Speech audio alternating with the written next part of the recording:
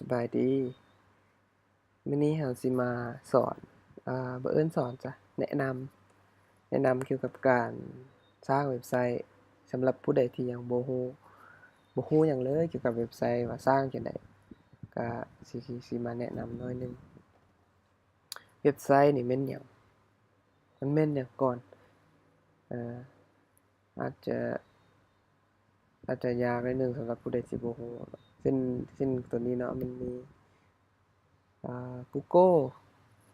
นี่เอิ้นว่าเว็บไซต์บ่อันนี้ก็เอิ้นว่าเว็บคือกันเว็บค้นหาข้อมูล Facebook Facebook Facebook ก็แม่นเว็บแอปตัวหนึ่งคือกันเราต้องมีแอ็กเคานต์ก่อนเนาะจั่งเข้าได้เอ่อตัวใดอีกอืม Gmail นี่แม่นบ่ Gmail โอ้ Gmail อือฮึ Gmail ก็แม่นคือกันคือพวกนี้นี่Wikipedia นี่ก็แม่นเว็บไซต์แล้วเว็บไซต์นี่มันสร้างมาจากไสมันสร้างมาด้วยได้แนวใดเราสิไปรู้ได้ต่อไปก่อนเราสิเข้าเว็บไซต์ได้เราต้องมีโปรแกรมที่เปิดเว็บไซต์เนาะจริงก็คือเราส่วนใหญ่เราก็ใช้ตัวนี้ใช้อยู่ Mac เนาะมันสิมี Safari นี่อันนี้เป็นโปรแกรม Safari นี่เป็น Safari คือมีโปรแกรมอื่นคือกันเช่นอันนี้เป็นก๊กโปรแกรมก๊กนี่ก็คือโปรแกรมก๊กของเวียดจะสร้างคล้ายๆกับ Chrome นั่นแหละมีโปรแกรม Google Chrome หรือว่า Google Chrome บางคนก็อ่านแต่เนาะ Google Chrome ก็ได้แล้วก็เข้าไป Google เนี่ยสิก็ได้นี่เขียนอยู่นี้เนาะที่อยู่ของเว็บต่างๆที่เราจะเข้าไปแล้วเปิดนั่นแม่นโปรแกรมที่เราใช้เปิดเว็บไซต์ต่างๆหรือเว็บแอปต่างๆบัดนี้เว็บไซต์มันเขียนมาได้แนวใดมันใช้ภาษาหยังเขียน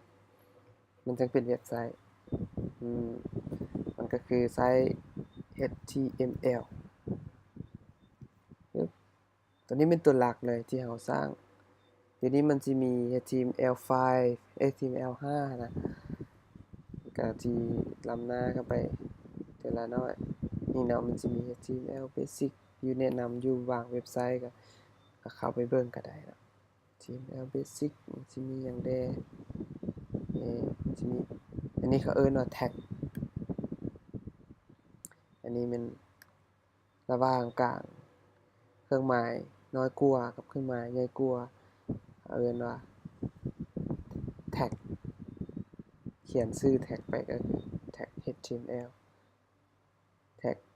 เปิดแล้วก็ tag ปิดแล้วก็ในนี้สิมี tag body ซึ่ง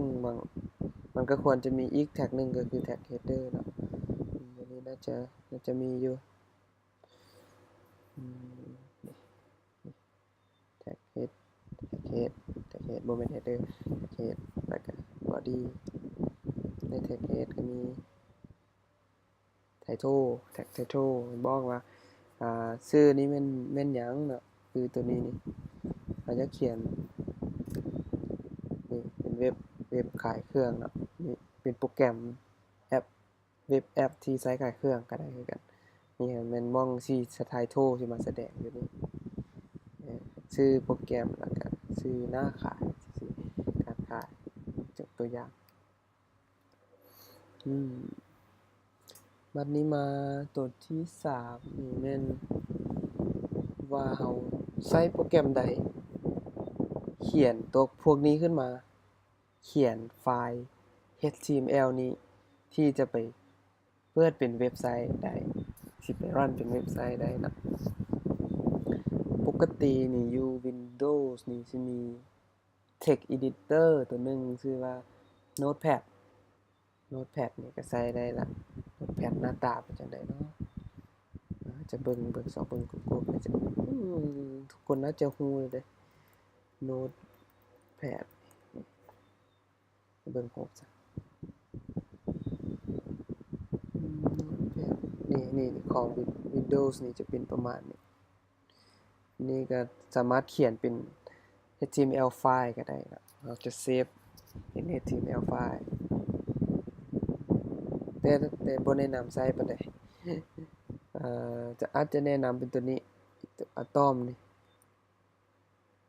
เข้ามาได้จังไดก็คือพิมพ์ตัวนี้เลยเข้ามาใส่เบราว์เซอร์ก็มาโหลดเอา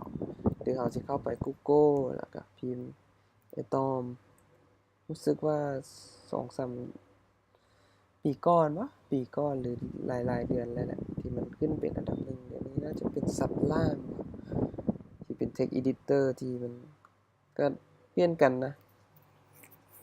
บ่เกี่ยวเรื่องนั้นเราก็มาแต่ว่าสิแนะนำตัวนี้ดีกว่าใช้ Atom นี้ก็ดับไปกดแล้วมันก็ดาวน์โหลดมาแล้วก็ install ติดตั้งตามปกติแล้วก็สิใช้ได้ก็สิมีแนะนำหลายๆอันอยู่นี้มันสิมี plugin มีหยังหลายๆอันที่เว็บพวกสร้างเว็บ developer ขั้นสูงเขาเจ้าค่อนข้างจะมักใช้กัน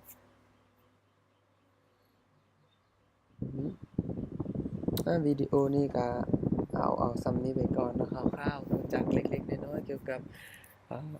เว็บไซต์ก่อนว่าเว็บไซต์แม่นหยังมันสร้างมาด้วยภาษาใดแล้วใช้โปรแกรมหยังเพื่อสิสร้างภาษานั้นถ้าไผมีคำถามก็อาจจะคอมเมนต์มาก็ได้ว่าอยากให้อธิบายตัวใดตื่มละเอียดตื่มบ่จั่งซี้ขอบใจหลายๆ